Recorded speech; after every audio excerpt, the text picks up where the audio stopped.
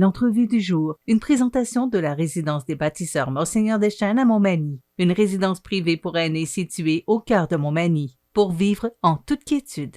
La résidence des bâtisseurs Monseigneur Deschênes à Montmagny, une résidence privée pour aînés située au cœur de Montmagny. Personnel compétent, service 24 heures sur 24, infirmière, entrée sécuritaire contrôlée et plus encore. La résidence des bâtisseurs Monseigneur Deschênes pour vivre en toute quiétude. Notre prochain invité, ça fait longtemps qu'on ne l'a pas reçu dans nos studios. Même, je pense qu'on était dans les anciens studios à ce moment-là. Ouais. L'abbé Daniel Ouellette, bonjour. Bonjour, Michel. Comment ça va? Ça va très bien, merci. Content de vous retrouver. Moi aussi, toi aussi. Ça va bien? Bon, good. T'as pas trop vieilli, ça fait bien. on vieillit tous les deux. Oui, on vieillit à chaque année. Donc, on se connaît quand même assez bien. Et vous allez me permettre de vous appeler Daniel. Oui, toi pour aussi. Pour faciliter les choses. Oui. Daniel, vous venez nous parler aujourd'hui de la consultation synodale dans notre diocèse. Oui. Bon, demain, parce qu'on a enregistré hier une entrevue avec Monseigneur Pierre Goudreau, qui sera là demain, qui va venir nous parler de son livre. Mais on a parlé un peu de son voyage à Rome, et ça rejoint un peu ce dont vous venez nous parler aujourd'hui. Qu'est-ce que c'est exactement, Daniel, que la consultation synodale? Qu'est-ce que ça mange en hiver ou au printemps? Et voilà. Alors, c'est un désir du pape François. Le pape François a demandé qu'il y ait un synode à Rome. Un synode romain. Alors, le pape convoque des évêques du monde entier, pas tous, mais des représentants, avec des personnes laïques, des baptisés, des théologiens, théologiennes, pour, pendant un mois, réfléchir sur un thème. Et le thème du prochain synode, qui sera en 2023, en octobre, c'est pour une Église synodale, communion, participation et mission. Mais d'ici 2023, le pape a demandé à tous les évêques du monde, tous les évêques catholiques du monde entier, de prendre un temps pour vivre un processus synodal, c'est-à-dire une consultation synodale dans chaque diocèse. Donc, notre évêque a accepté ce défi-là. Alors, il m'a nommé comme... Il n'était pas obligé de le faire, là. Il n'était pas obligé, mais je pense qu'en étant en communion avec l'évêque de Rome et avec le pape, chaque évêque a dit oui. On prend la balle au bon et on accepte de faire une consultation synodale en vue de préparer le synode 2023 à Rome. Donc, l'évêque m'a demandé, Monseigneur Pierre, d'être le représentant diocésain. Et moi, j'avais comme mandat de me créer un comité. Donc, j'ai été chercher des personnes dans tout le diocèse pour pouvoir organiser cette consultation synodale qui a débuté déjà depuis lundi qu'on vient de passer, le 21 mars. Donc, mon comité, il y a des gens de partout. Ici, dans l'unité ouest, c'est Paul Bourgault et Marie-André Anger qui ont accepté de représenter l'unité ouest du diocèse. Okay. L'unité centre, c'est Normand Fortin avec Lily Tremblay. Et l'unité de l'Est, j'ai 5 personnes parce que c'est une plus grosse unité. Il y a Rivière-du-Loup, donc il y a un couple de Rivière-du-Loup, un couple de Pointe-Négamouk, puis une dame célibataire de Saint-Antonin. Hélène Mador, à Pointe-Négamouk, c'est Marie-Claude Ouellette et Raymond Morin. Puis à Rivière-du-Loup, c'est Pauline Thibault et Marcel Landry. Donc, on s'est formé un comité, on a réfléchi ensemble parce que Rome nous a envoyé un document préparatoire. Tu sais, Michel, quand ça arrive de Rome, des fois, c'est difficile à comprendre. Okay. Hein, veux pas, c'était en français, mais c'était difficile à comprendre. Donc, on a pris 30 heures, ça veut dire 10 réunions de 3 heures pour monter et préparer nos soirées de consultation. À partir de ce document-là? À partir du document et du thème. Et dans ce document-là, il y avait 10 thèmes. Donc, on aura à travailler 10 thèmes que le pape nous demande de travailler en équipe. Donc, on a pris les thèmes, on les a épluchés, on a réécrit les préambules de chaque thème pour que ça soit compréhensible pour les gens qui vont venir, et on a ajouté des questions. Parce que le but du synode, des rencontres synodales, c'est de se rencontrer, que les baptisés ou toute personne de bonne volonté aimerait venir réfléchir sur ce thème-là qui est la synodalité. Ça veut dire quoi, synodalité? Ça veut dire le marcher ensemble. Nous, comme chrétiens ou comme personnes de bonne volonté, on n'est pas tout seul dans la société, dans l'Église. On est avec du monde. Donc, la synodalité, c'est-à-dire on marche ensemble. Puis quand on marche ensemble, bien, ça prend de l'écoute, ça prend du partage, puis ça prend un discernement pour avancer dans des domaines comme la spiritualité, mais dans le domaine aussi humain. Chaque fois qu'on travaille en équipe, il faut s'écouter, il faut avancer, puis il faut partager, puis il faut en venir à un discernement. Donc, c'est ça qu'on va vivre à travers nos rencontres. OK. Mais là, vos rencontres, c'est que vous allez vous inviter les fidèles, on invite la population? Toute personne, c'est le peuple de Dieu, donc c'est tous les baptisés, et toute personne qui aimerait venir réfléchir sur la synodalité en Église, pour une Église synodale, communion, participation et mission. Bon, ça va nous amener à quoi, ça, Daniel? Bien, ça va nous emmener d'abord à se rencontrer, à voir que l'autre a de quoi dire, hein? Puis à discerner ensemble qu'est-ce qu'on peut en arriver à... Qu'est-ce qu'on peut, comment je dirais ça? Qu'est-ce qu'on peut choisir pour qu'on puisse mettre dans... Parce que nous, on aura un rapport à faire. Après les 18 rencontres qu'on aura à vivre dans tout le diocèse, là, nous, on a le mandat de faire un rapport synthèse de ce qui va se dire. Et on le remet à l'évêque. L'évêque, lui, va partir avec son rapport, puis il va l'emmener à l'Assemblée des évêques du Québec. Puis ensuite, il va l'emmener à la Conférence des évêques du Canada. Et après, ils vont faire tout un grand rapport, eux autres, pour ramener à Rome pour préparer le synode. Mais tout ce qu'il va dire dans notre diocèse par rapport aux rencontres synodales, le rapport qu'on va donner à l'évêque, il va servir pour notre diocèse. Parce qu'il va y avoir des choses bien précises qu'on va mentionner à l'évêque dans notre rapport. Mais est-ce que c'est pour améliorer le fonctionnement de l'Église? C'est pour améliorer, c'est pour aller de l'avant. Je dirais que c'est pour aller de l'avant. Il faut prendre conscience qu'en Église, on ne marche pas seul. On est ensemble. En Église, peut-être qu'on a besoin de plus d'écoute. C'est un thème, ça, l'écoute. Est-ce que je me sens écouté dans l'Église? Si oui, pourquoi? Sinon, pourquoi que je ne suis pas écouté? Le compagnon de voyage, c'est un autre thème, ça. La co-responsabilité. Donc, il y a 10 thèmes qu'on aura à partager, à travailler ensemble dans une soirée. On ne travaillera pas les 10 thèmes ensemble, parce qu'on a décidé d'en faire 5 thèmes, puis de revenir au mois de mai pour vivre encore 3 consultations sur les autres thèmes précis. Okay. Et quand on va avoir fait tout le tour du diocèse, bien là, nous, notre mandat, c'est de regarder tout ça, c'est d'en faire une synthèse pour remettre à l'évêque. Vous avez combien de temps pour faire ça? Écoute, là, on commence. Normalement, on va terminer le 31 mai, nos rencontres synodales dans le diocèse. OK? 1er juin... C'est pas des vacances les prochains jours? Non, 1er juin au 30 juin, on a un mois pour écrire notre rapport d'une dizaine de pages, 10-15 pages. Et en juin, on va le remettre à l'évêque.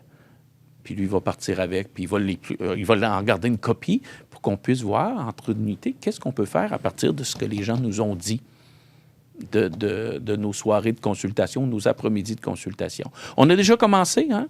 Le 21 mars, j'étais à Sully, c'est dans le coin de Pointe-Négamouk, pour les gens qui se demandent où ce que c'est. Hier, j'étais à Saint-Alexandre avec mon équipe, puis là, ce soir, je suis à Rivière-du-Loup. Donc, on fait le secteur Est. La semaine prochaine, on est dans le secteur Ouest, ici, là. Donc, lundi prochain, à 19h, au local de l'Âge d'Or, à Saint-Mathieu, tous les gens sont invités à venir vivre une rencontre synodale. Venir dire là. Mais ce n'est pas un débat. Il n'y aura pas de débat. Hein? On ne débattra pas sur est-ce que les prêtres doivent se marier ou pas. C'est pas ça l'enjeu. L'enjeu, nous demande le pape, c'est de réfléchir comment je vis ma synodalité en Église, puis même en société. Comment je vis ça, moi? Mais vous parlez, est-ce que vous avez donné un exemple? Oui. Là, mais est-ce que ça peut aller jusque-là? Est-ce que vous êtes là pour entendre? Bon, vous avez dit, on veut écouter. Est-ce que vous êtes là pour entendre, justement, il faudrait changer telle chose dans le fonctionnement d'Église? Il va sûrement se sortir des choses, Michel. Concret, oui. Mais on n'est pas là pour débattre là. Non, je comprends. Ça ne fait pas partie du... Mais ça peut sortir. Oui, mais moi, je veux bien comprendre l'objectif de ce synode-là, de cette consultation synodale-là. Pour que les gens comprennent bien, c'est quoi les attentes? C'est quoi vos attentes que vous avez? Nos attentes? Parce que c'est quand même... assez costaud, ce que vous avez à entreprendre. Alors, c'est quoi? Parce que pour vous impliquer puis impliquer autant de gens, il faut qu'il y ait un objectif précis à la fin. Il est quoi, l'objectif? L'objectif précis, c'est de faire prendre conscience aux gens qu'en Église ou en société, on marche ensemble. Oui. Qu'on est invité à travailler ensemble, mais pas individuellement. Travailler ensemble, c'est-à-dire, il faut prendre le temps de s'écouter. Les 3 valeurs qu'on va vivre dans nos rencontres, c'est l'écoute, le partage et le discernement. Mais ça peut nous emmener à quoi, c'est Daniel? Bien, ça va nous emmener à ce que chaque groupe qui va partager, qui va travailler un thème, ils vont nous emmener à la fin de la rencontre, quand on va ramasser leurs feuilles, il va avoir écrit « Moi, je discerne quoi sur le thème compagnon de voyage? Qu'est-ce que j'aimerais qui en ressorte de notre partage? » Alors, on va tout prendre ça pour en faire un rapport synthèse. Mais c'est sûr que, comment je dirais ça, ça va permettre de s'exprimer sur des thèmes, comme l'écoute, là. Bon, hein? On dit, l'Église ne nous écoute pas, l'Église ne nous écoute pas. Oui, elle ne vous écoute pas. Venez nous dire pourquoi qu'elle ne vous écoute pas. Ou bien non, oui, l'Église nous écoute sur tel et tel et tel et tel domaine. Bon, venez nous dire ça aussi. Là, vous dites que vous ne débattez pas durant ces soirées-là. C'est-à-dire qu'il n'y a pas un débat. C'est discussion, c'est partage. Vraiment, là, Michel, il faut faire prendre conscience aux gens qu'on ne va pas là pour se tirer les cheveux, là. Hein? On va là pour partager sur notre vécu humain et notre vécu de foi à travers des thèmes bien précis. Prendre la parole. Hein? Je te donne un autre thème. Qui, quand et à qui puis-je m'adresser dans mon Église? Peut-être qu'il y a des gens qui ont dit, je ne sais pas, moi, à qui je peux m'adresser dans mon Église pour prendre la parole? Ben oui, tu le dis, on partage. Puis si c'est ça qui ressort, que dans ce thème-là, les gens nous disent, on ne sait même pas à qui s'adresser pour prendre la parole dans notre Église. Bien ça, là, c'est une piste de croissance. L'évêque va recevoir ça, il va dire, oh, baptême, là, il faut travailler ça. Comment en arriver aux gens de dire, bien, il faut prendre la parole. C'est un genre de focus group, là, de groupe de discussion pour bien comprendre les besoins ou les attentes. Besoins, attentes ou ce qu'il y a de négatif aussi. Il va en sortir.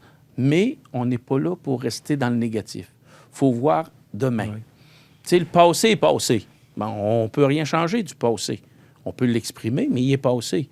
Là, on est dans le présent, puis demain, on s'oriente comment? On s'en va comment?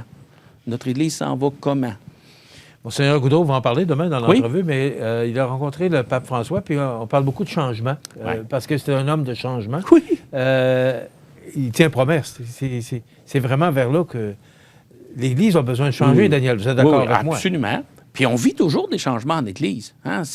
Quand le Christ a institué ses apôtres, il y a eu des changements.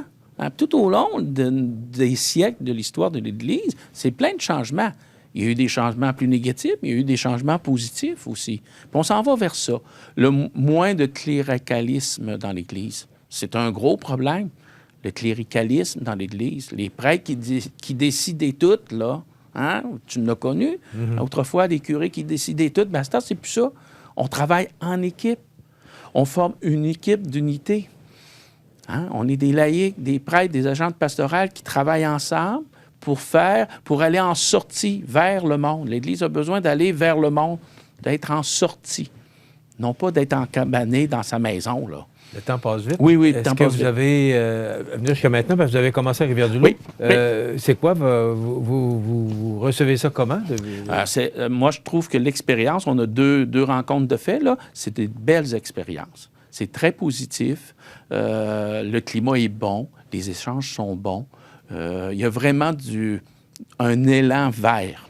Il y a une ouverture, il y a une espérance. Tu sais, on n'est pas sur le passé, mais on part du passé ou du présent pour aller vers. C'est très bien, c'est bien reçu, puis on ne se tire pas les cheveux, et puis c'est vraiment une Est-ce que les gens participent, Daniel? Oui, bien, c'est ça. Là, la COVID, mais les gens sont libres. Alors, les gens viennent, puis ceux qui viennent, bien, ils rentrent dans l'animation, parce qu'on a vraiment une animation proprement dite. Donc, la première rencontre, c'est à Montmagny. C'est lundi, le 28 mars? 28, au local de l'Âge d'Or à Saint-Mathieu. Oui. La deuxième, c'est le 29 mars à Saint-Paul, au sous-sol de l'Église. Ça, c'est à 19h tout le temps. Et le troisième, c'est à Saint-Pamphile, à la sacristie, le 30, mercredi le 30 mars, à 19h. C'est le premier bloc.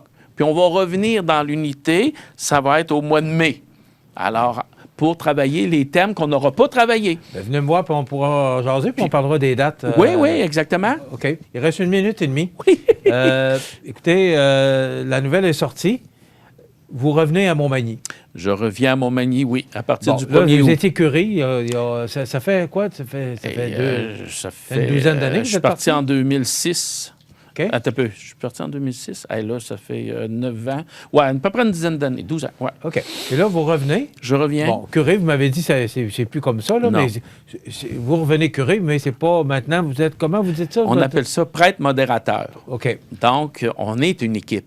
Hein? Avant, il y avait des curés partout. Puis là, ça a diminué. Puis moi, quand la première fois, j'étais curé de 6 paroisses ici, hein? Montmagny, Cap, Berthier, Saint-François, Saint-Pierre et l'Île-aux-Grues. Et là, maintenant, il y a 22 paroisses dans l'unité de l'Ouest. Donc, il y a une équipe de nommés. L'évêque nomme une équipe de prêtres, d'agents de pastoral. Et dans cette équipe-là, il y a quelqu'un qui devient modérateur. Puis c'est un prêtre modérateur. Ici, c'était l'abbé Michel Talbot. Et là, l'évêque m'a proposé de prendre la relève de Michel et de devenir prêtre modérateur dans l'unité de l'Ouest à partir du 1er août. OK. Ce que j'ai compris, c'est que l'abbé Michel Talbot reste... l'abbé Michel reste dans l'équipe comme collaborateur là, à la pastorale, comme membre de l'équipe. Mais il n'y aura plus ce qu'on appelle le chapeau modérateur, entre guillemets. Ce sera vous qui prenez la relève à partir du 1er août. Oui, c'est ça. On va se voir plus souvent. Merci. Merci beaucoup. Merci beaucoup. Je vous rappelle, là, c'est lundi prochain, le 28 mars. C'est 19h, au local de l'Âge d'Or à Saint-Mathieu. Voilà. Lendemain Saint-Paul, lendemain Saint-Pamphile. Merci beaucoup. Tenez-nous au courant des développements par rapport à vos consultations. Oui. Good. L'abbé Daniel Ouellette, qui est responsable de la consultation synodale dans le diocèse de Sainte-Anne. On s'arrête dans quelques instants, les grands titres de l'actualité avec José Soucy. L'entrevue du jour, une présentation de la résidence des bâtisseurs Monseigneur Deschênes à Montmagny, une résidence privée pour aînés située au cœur de Montmagny, pour vivre en toute quiétude.